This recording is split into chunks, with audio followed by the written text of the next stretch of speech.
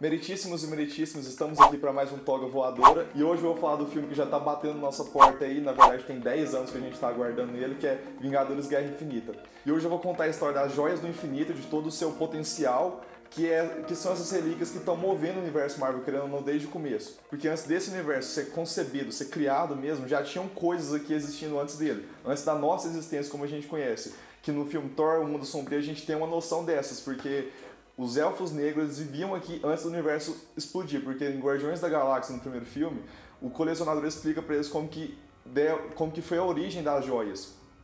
Que o universo teve o Big Bang normal, a explosão que originou todas as coisas, só que antes dele já existiam 6 singularidades que meio que regiam as coisas que estavam encaminhando para a explosão do Big Bang, que é o tempo, o espaço, a realidade, o poder, a mente e a alma. Essas 6 singularidades, essas 6 energias que permeiam o universo, quando o universo foi realmente criado, elas se materializaram em 6 joias, que são as joias do infinito.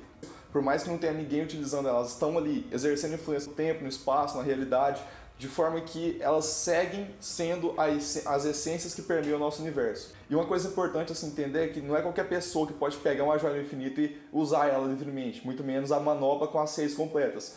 Tem que ser de uma raça especial, tipo, não que tenha uma raça padrão, não. Um ser que seja celestial, que tenha descendência de alguma entidade cósmica, que possa criar um vínculo com aquela joia e consiga realmente manipular, porque a joia ela não é necessariamente só um poder, ela é uma energia que tem uma certa consciência, tem uma vida dentro dela que a pessoa ou o ser que estiver manipulando, ele tem que ser capaz de controlar realmente, ele tem que ter uma ligação com o lado cósmico do universo Marvel. A primeira joia que apareceu de fato na Terra do universo Marvel foi o Tesseract, que é a joia do espaço. O primeiro filme em que ela apareceu mesmo foi Capitão América, o Primeiro Vingador. Só que no primeiro filme do Thor a gente já tem uma noção de como que ela veio parar aqui, porque o Odin, como foi mostrado posteriormente, ele estava em poder de 2 joias no infinito, que é a joia da realidade, que é o Éter, e a joia do espaço, que é o Tesseract. Então ele ficou com a joia da realidade, que é a mais poderosa, lá em Asgard, para ele ter o controle e deixar ela em segurança, mas ele não usa ela, ele deixa ela justamente longe do Thanos e de qualquer outra ameaça que possa querer. E ele escondeu a outra num reino que até então era tido como inferior, que não era tão importante, que é a Terra. Ele esconde aqui, na Noruega, o Tesseract, ele entrega meio que para os povos que idolatravam eles, porque teve a invasão dos gigantes de gelo na Noruega, os Asgardianos impediram, acabaram se tornando os deuses daquele povo e meio que deram esse presente, falaram para os humanos não usarem e guardarem apenas o Tesseract. E tanto é que no começo do Capitão América, o Primeiro Vingador, a gente vê o Caveira Vermelha e a Hydra encontrando os vestígios desse povo que teve contato com os Asgardianos e localizando o Tesseract de fato, que ele usou para criar armamentos, criar tecnologias e sai na frente durante a Segunda Guerra Mundial. Depois do final do primeiro filme do Capitão América, ela foi recuperada pelo Howard Stark e ele passou o domínio do Tesseract para a SHIELD, que na época era dirigida pela agente Carter, e depois de muito tempo a gente vê que o Nick Fury está em controle do Tesseract, do primeiro filme dos Vingadores, e o Thanos manda o Loki aqui para recuperar essa joia, que ele queria tanto, porque é uma joia muito útil, porque basicamente o poder dela é te dar controle para a manipulação do espaço em todas as suas 3 dimensões. Basicamente, quem domina a joia do espaço pode navegar para qualquer lugar do universo, qualquer lugar que ele não imagine que existe, mas que o cubo vai contar para ele que existe, que a joia vai dizer para ele que a vastidão do universo, ele pode ir em qualquer lugar, e mais importante, ele pode estar em mais de um lugar ao mesmo tempo. Então ele meio que quebra essa barreira da onipresença, ele começa a ter a onipresença no caso. E hoje em dia a joia do espaço, como a gente viu em Thor Ragnarok, ela está em posse do Loki, que provavelmente ele vai usar ela como moeda de troca para barganhar a vida dos Asgardianos com o Thanos. E por falar no Loki, a segunda joia do infinito que apareceu também estava com ele, que era no cetro dele, que era a joia da mente. Por isso que ele consegue controlar o Gavião Arqueiro e o Dr. Eric Selvig no filme dos Vingadores. A joia que o Thanos colocou no cetro para ele conseguir vir aqui e recuperar a outra, era talvez até mais poderosa que a joia do espaço. Todas as mentes que existem no nosso universo são interligadas. Essa joia meio que tem um acesso a toda a rede das mentes que tem aqui. Permite que quem controle a joia possa influenciar essas mentes, manipular a percepção delas. Como a gente viu em Vingadores Era de Ultron, essa joia consegue até alterar a estrutura física dos corpos, que é o que foi feito com os irmãos Maximoff. Porque os gêmeos foram pegos pela Hydra e usaram o cetro do Loki, eles ainda não tinham ciência plena de que era uma joia do infinito, para dar poderes a eles. Por isso que a Wanda tem aquele poder de manipulação, de telecinese, e o Pietro tem um poder de velocidade. Não foi necessariamente ligado à mente deles, mas o poder da joia foi alterar a estrutura física deles. E só para recapitular, antes de tudo que é mostrado pra gente no universo Marvel acontecer, o Thanos já estava em posse da Joia da Mente. Foi a primeira joia que ele conseguiu e eventualmente ele perdeu ela, porque hoje em dia ela tá na testa do Visão e ele tá vindo atrás dela aqui na Terra. Então, até o momento em que ele manda o Loki pra Terra, ele tinha uma joia e pretendia pegar a outra. Acabou que ele terminou o filme sem nenhuma.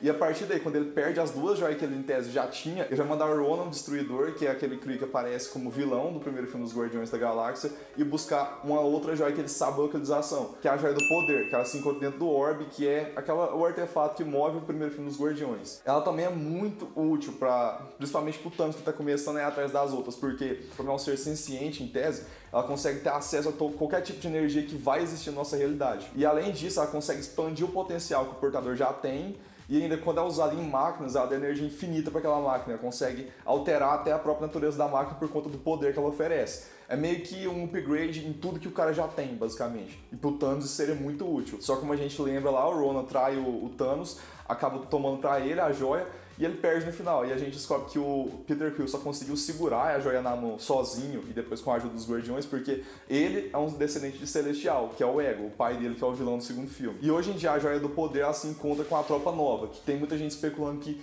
um dos ataques que o Thanos vai fazer já no começo do filme é em Xandar, e ele vai acabar destruindo o planeta e acabando com a Tropa Nova, pra conseguir a joia pra ele. E outra joia que muita gente considera a mais poderosa do universo Marvel, e que na minha opinião vai ser decisiva pros Vingadores 3 e 4, é a Joia da Realidade. Ela apareceu pela primeira vez no Thor e o Mundo Sombrio, e lá a gente vê que o Malekith ia usar essa joia pra realmente alterar a realidade e devolver o universo às trevas que existiam antes da criação dele. E a joia é tão poderosa que ela é capaz de fazer isso, simplesmente apagar o universo. É a joia que tem capacidade quase infinita, sozinha já. O problema é que, pra se manipular ela, o ser que tiver em posse tem que ter uma capacidade mental pra ter contato com ela muito maior do que com relação às outras joias, porque ela, por ser tão infinita e tão vasta, ela meio que exige demais do portador. E a pessoa ou o ser que tiver querendo alterar a realidade tem que saber muito bem o que vai... Ele tem que projetar mais ou menos o que vai acontecer com a alteração da realidade. Ele não pode simplesmente sair alterando a torta direita, ele tem que saber. Nos quadrinhos ela é limitada, acho que no cinema vai ter alguma outra restrição, mas até agora o que mostrou é que ela é muito poderosa. Por isso que o Malekith queria usar ela para apagar o universo existente. E a última joia que apareceu até agora é a Joia do Tempo. A história dela é muito interessante. Basicamente, ela é a joia utilizada pelos magos da Terra para proteger a nossa dimensão, porque a gente tem que entender uma coisa. Na Marvel tem muitas classificações de mundo diferentes, porque tem os 9 reinos, que é a Via Láctea, basicamente, só que observada do ponto de vista de Asgard, e a gente tem os reinos das dimensões mágicas, em tese, que é o que apareceu até agora, porque lá a gente viu que o Doutor Estranho e todos os mestres das artes místicas têm acesso às diferentes dimensões, então eles podem transitar entre realidades em terras alternativas. E provavelmente a gente vai ver no Homem-Formiga que existem as dimensões quânticas também, que é uma coisa mais científica, que divide o universo nas dimensões meio que do que o Einstein falava mesmo de física quântica. Agora, falando dessas dimensões mágicas mesmo, a gente teve lá no início da humanidade esse jovem que era o Agamotto. Ele basicamente era um jovem cego que, por mais que tenha dado um monte de coisa errada na vida dele, ele continuava tendo um apreço muito grande à vida. E a deusa Ostur, que era a deusa do céu na época, da religião, acho que era da religião celta, da cultura celta, se eu não me engano. Não consegui achar essa informação muito bem clara, mas pelas pesquisas apareceu o nome celta.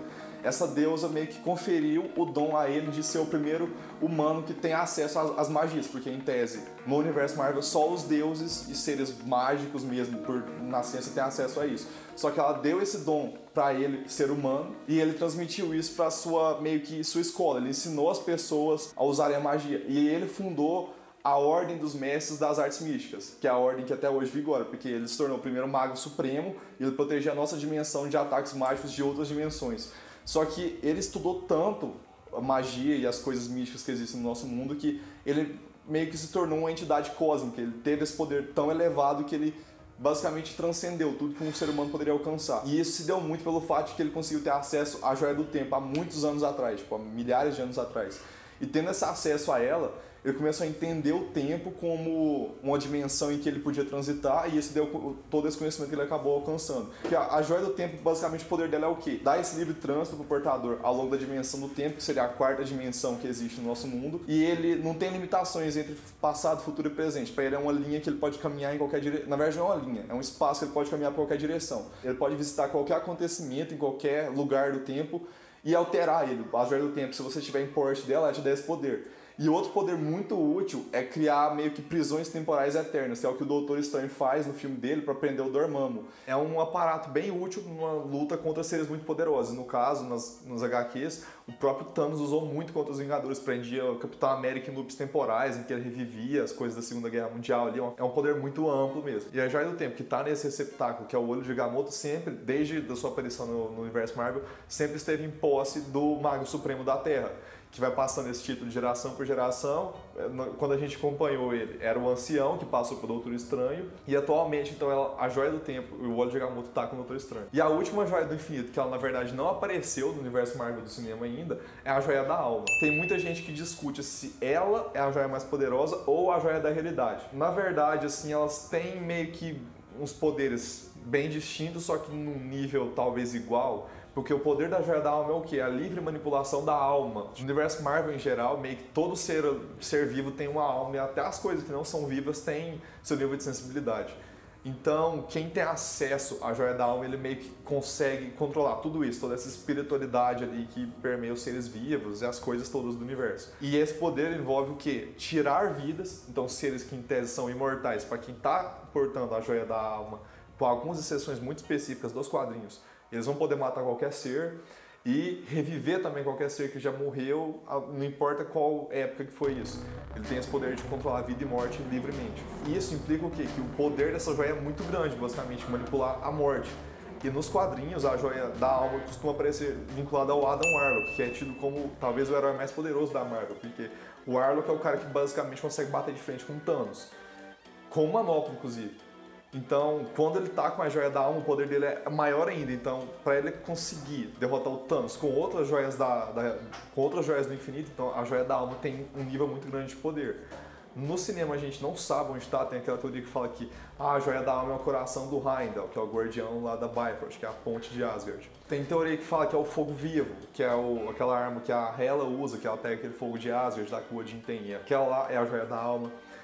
Tem interpretações que falam que ela tá em Wakanda, todo o misticismo que tem naquele reino lá vem da Joia da Alma, que ela caiu na Terra junto com o meteoro de Vibranium.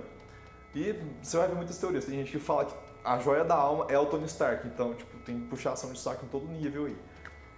Então ela é a joia que tá faltando e possivelmente é a que vai dar aquela virada, aquela chave assim que vai ajudar os Vingadores a talvez passar a perna no Thanos. Se algum Vingador conseguir acesso a ela antes, poderia, sei lá, tentar matar o Thanos, salvo se ele tiver com a Joia do Tempo, porque daí ele pode criar um escudo temporal em que dentro daquele loop ele não vai poder morrer, e é isso, aí ele vai conseguir escapar. Tem esse negócio de joia contra joia também, alguns embates podem sair daí, alguns questionamentos interessantes de nível de poder.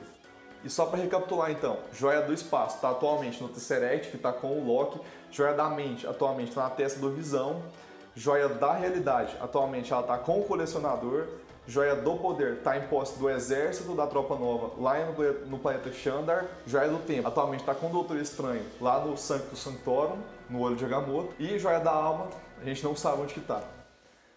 Acho que esse assunto aqui foi encerrado já, só que semana que vem vai ter mais conteúdo sobre Vingadores Guerra Infinita, que vai ser basicamente um apurado geral da história que está sendo contada no universo Marvel. Dá uma certa explosão de cabeça algumas coisas assim, vocês vão entender. Então fica ligado aí que vocês vão sabe algumas coisas que estavam meio que passando batido no universo Marvel. Então é isso, se você gostou, deixe seu like aí, comenta sobre as Joias do Infinito, qual que você acha que é a mais poderosa, qual que vai ser o ponto de virada contra o Thanos.